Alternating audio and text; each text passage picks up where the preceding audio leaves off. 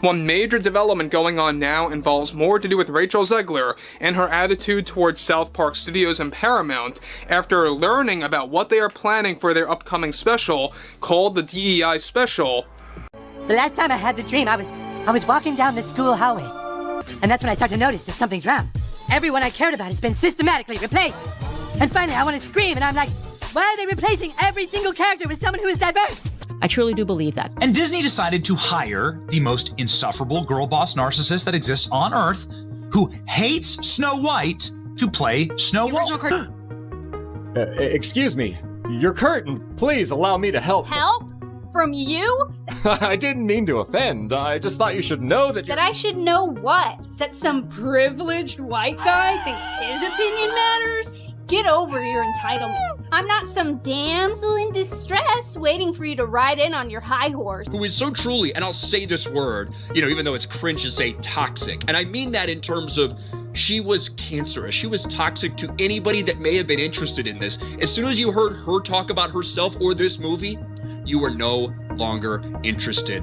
South Park just ended Disney's fantasy, and this time, there's no magic kiss coming to save it. This wasn't a jab. It wasn't satire. This was a full-blown execution, broadcast for the world to see. In their special Joining the Panderverse, South Park lit Disney on fire and dragged its charred body across every screen in America. Kathleen Kennedy turned into a joke. Disney's obsession with forced diversity turned into a punchline. The message was brutal and crystal clear. We're tired of your woke, soulless corporate trash, and so is everyone else. And at the center of this cultural meltdown, Rachel Zegler, Disney's Snow White reboot, and the final, flaming torch in the funeral of a once-beloved brand.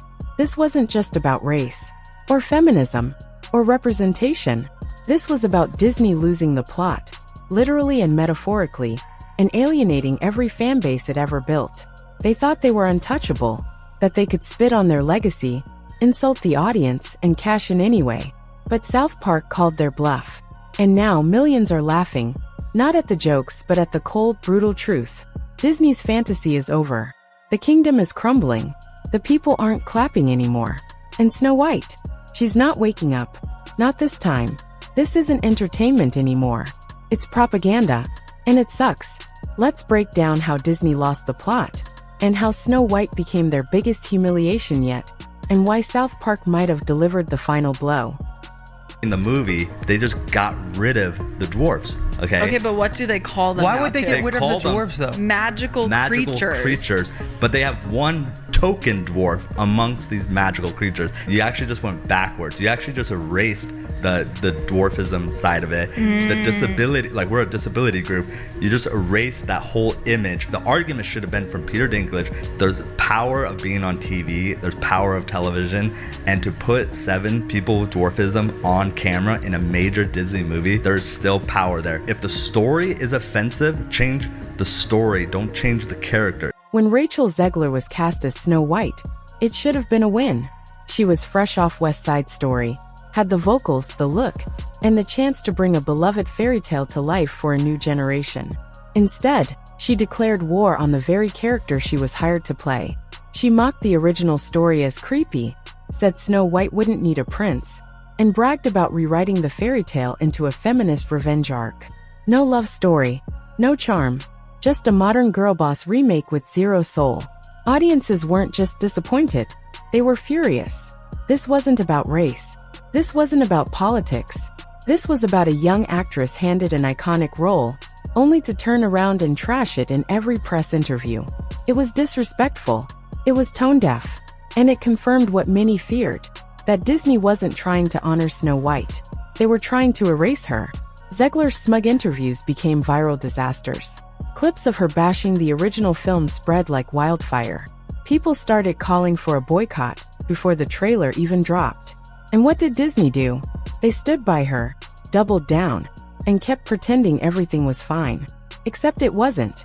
The audience had already left the building. Snow White is the first American feature-length animated movie, 1937. It's one of the most beloved movies of all time. Joining the Panderverse isn't just an animated special, it's a cultural autopsy. It lays bare exactly how Hollywood sold its soul, The episode shows alternate universe versions of every character replaced with diverse women, not because it serves the story, but because corporate checklists demand it. Kathleen Kennedy is portrayed as the mastermind of this madness, sitting in an office with posters like, "Make every character female, make every character LGBTQ+, blame the fans when it fails." And guess what? It worked, because it's not fiction. It's exactly what's happening. Disney isn't listening to fans. They're listening to marketing departments, Twitter trends, and internal echo chambers that have no idea what real people want. South Park dragged it all into the light. They said the quiet part out loud, and while the Hollywood elite clutched their pearls, regular people were cheering, because finally, someone dared to say it. Disney doesn't have a story problem. They have a truth problem.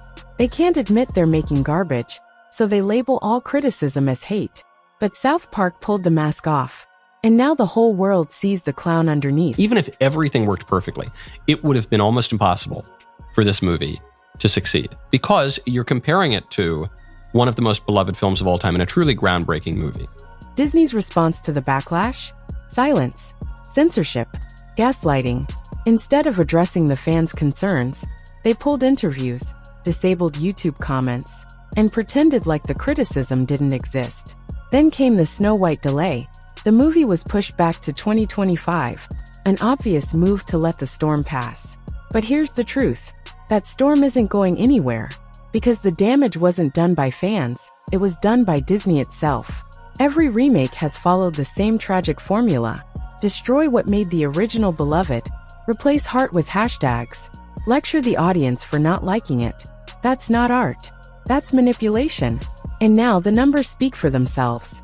Disney's box office is in shambles. Merch sales are plummeting. And their golden goose, the Disney Princess brand, is losing its magic. Rachel Zegler wasn't the problem. She was the symptom, the real disease, a company that's forgotten how to entertain because it's too busy trying to control. You don't particularly see people who, look like me or are me playing roles like that. So it was definitely, when it got announced, White! He wasn't a stalker, by the way. Thing that was like trending on Twitter for days because all of the people were angry. Disney's legacy has always been tied to its princesses. Cinderella, Belle, Ariel, Elsa. These weren't just characters. They were childhood icons, role models, cultural milestones. Now, they're being replaced by cardboard cutouts with zero charm and all the attitude of a Twitter thread. Rachel Zegler's Snow White isn't just unrecognizable, she's unlikable. No warmth, no wonder, no magic. It's a character built by committee, with talking points instead of personality. And little girls aren't buying it. Go to any costume aisle. The classic dresses still fly off the shelves. Not the new ones. Not the reboots. Because kids know when something feels fake. Zegler turned Snow White into a weapon, and Disney handed her the sword. Now they're facing the consequences. Not just in box office losses, but in brand collapse. When you ruin the thing people love most about you, don't be surprised when they stop loving you at all. Our rights are on the line, folks. Bitch! The right to buy Cosby sweaters? Come on. That's the face Go of a serial killer. And if you disagree with this sentiment, just hit the unfollow button. Let's be clear. Diversity isn't the problem. Forced diversity is. There's a difference between creating new, compelling characters of color and lazily race-swapping classics to meet a quota. Disney keeps doing the latter and calling it progress. It's not. It's a shortcut. And it's insulting to both the audience and the actors cast in these roles. Rachel Zegler didn't get to play a new Latina heroine. She was shoved into a role designed for someone else, in a story rewritten to fit a checklist, not a vision. And when people pushed back, they were branded as racists. That's not representation. That's emotional blackmail. Meanwhile, actual stories by diverse creators, with heart, nuance, and originality, get buried under the garbage heap of Disney's corporate agenda. Because this was never about empowerment. It was about control. And now, even the most loyal fans are done pretending it's noble. They want good stories, not sermons. They want characters they love, not lectures they hate. It's no longer 1937, and we absolutely wrote a Snow White. That laugh. That is not going to be saved by You the wrote prince. it? She's not going to be saved by the prince, and she's not going to be dreaming about true love. She's dreaming about becoming the leader she knows she can be. Here's the irony. The most honest show on TV is a cartoon that's been running for over 25 years. South Park doesn't care who it offends. It's raw. It's reckless. It's real. And now, it's become the voice of the audience. The people who feel ignored, dismissed, mocked. The people who just want to enjoy a movie without being told they're the villain.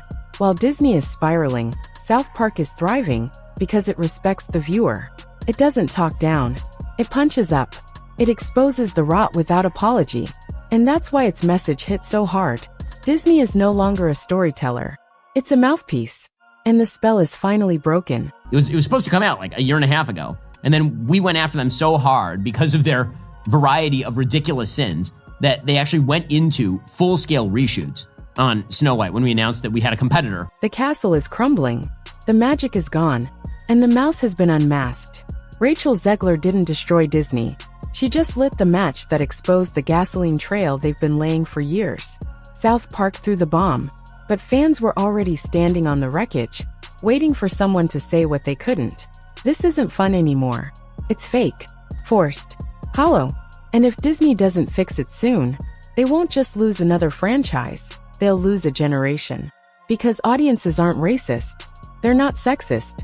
They're just tired of being insulted for wanting what Disney used to do best. Tell a damn good story. Disney's not just facing criticism anymore. It's facing consequences. And with every move like this, more people are waking up. If you're one of them, do your part. Like the video, subscribe, and drop a comment. Do you think Disney can still turn things around? Or is it too late? I'll be reading every comment. Let's talk about it.